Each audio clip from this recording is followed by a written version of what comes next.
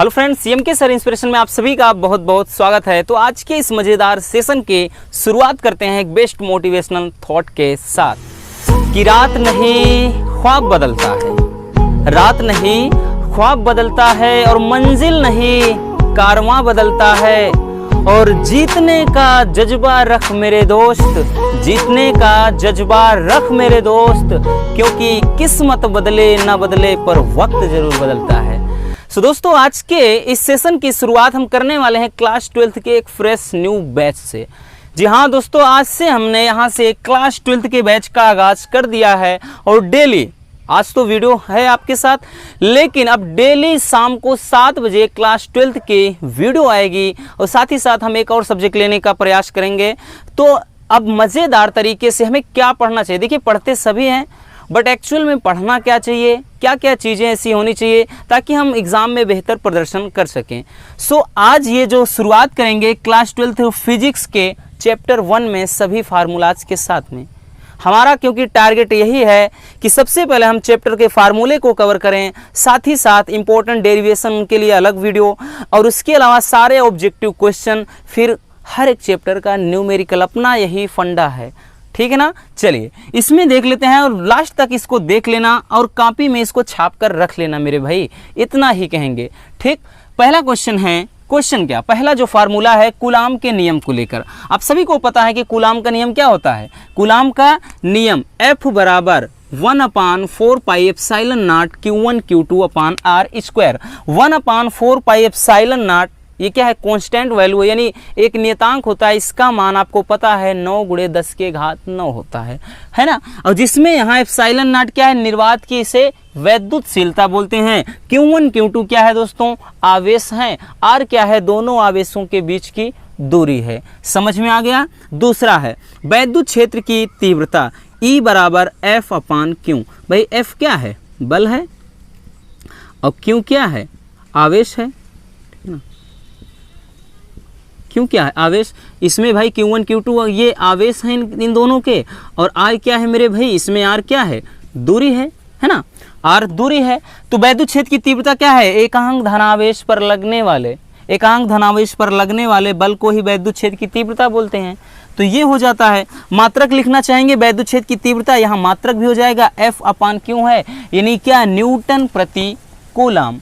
ठीक, चलिए अगला है कि बिंदु आवेश के कारण, किसी बिंदु आवेश के कारण वैद्युत क्षेत्र की तीव्रता के लिए जो फार्मूला हो जाता है मेरे भाई, वो होता है E बराबर 1/4πε0 Q/R स्क्वायर। ठीक है ना, यहाँ पर भी सेम चीजें हैं। Q क्या है, आवेश है, R क्या है, दूरी है।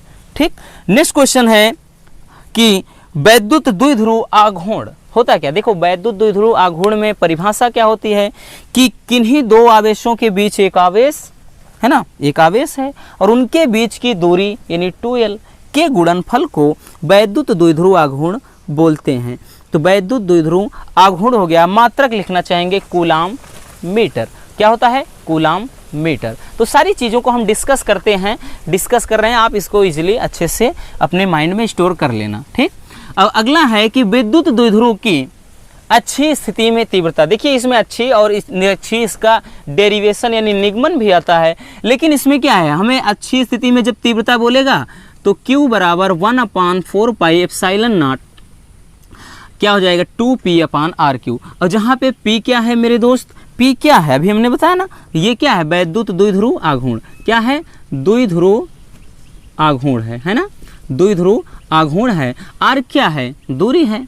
ठीक, अब निरक्षी में क्या हो जाता है दोस्तों, निरक्षी में 1/4πε0 ये E बराबर होता है 2P के स्थान से P यहाँ से केवल एक P हो जाता है /R³।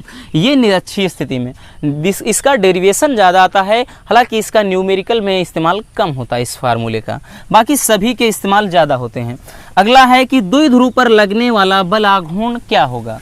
तो द्विध्रुव पर जो लगने वाला बल आघूर्ण होगा वो होता है टाउ बराबर PE sin थीटा, टाउ बराबर PE sin थीटा। देखिए कुछ जो निगमन है दोस्तों, जैसे ये हो गया गॉस कीपर में हो गया, कूलाम का नियम हो गया, उसके बाद ये चीज़ें हो गया।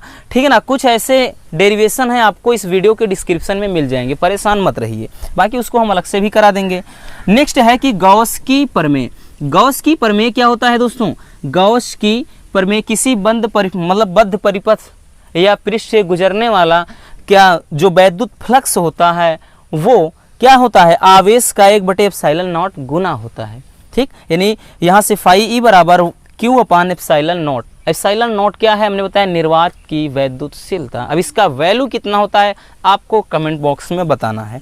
और नेक्स्ट है कि अनंत लंबाई के तार के निकट वैद्युत क्षेत्र की तीव्रता। तो भाई साहब इस फार्मूले पे तो हर साल न्यूमेरिकल आता है और संयोग बस इस साल भी आ गया कि E बराबर 1/4πε0 2 λ/r, जहां से लेमडा क्या है? आवेश पृष्ठ घनत्व। क्या है?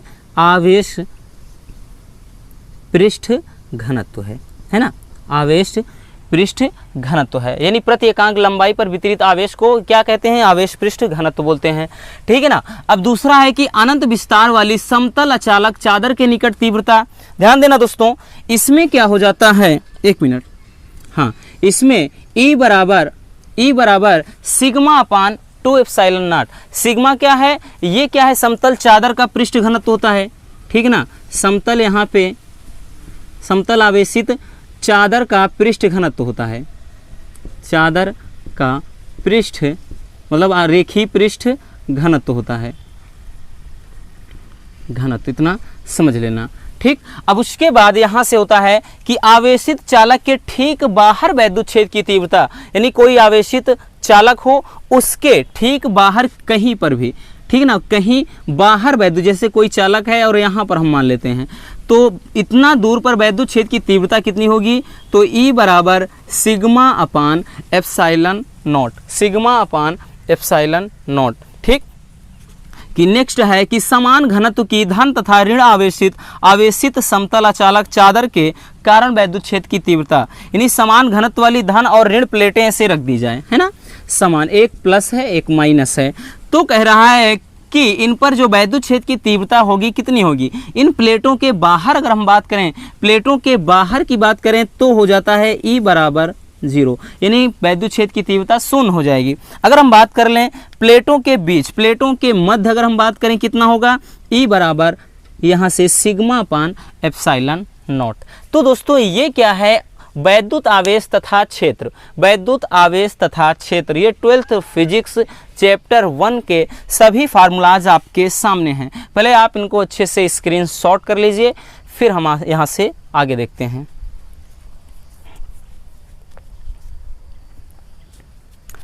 चलिए स्क्रीनशॉट कर लिया। आई होप कि ये सेशन आपके लिए बहुत ही मज़ेदार रहा होगा। सो अगर वीडियो पसंद आई है तो प्यार से एक लाइक कर देना और चैनल पर नए हैं तो चैनल को सब्सक्राइब जरूर कर लीजिए, ताकि ऐसे मज़ेदार कंटेंट हम आप तक पहुंचाते रहें। और वीडियो को ज़्यादा से ज़्यादा दोस्तों तक शेयर कर दें। मिलते हैं किसी और मज़ेदार वीडियो के साथ।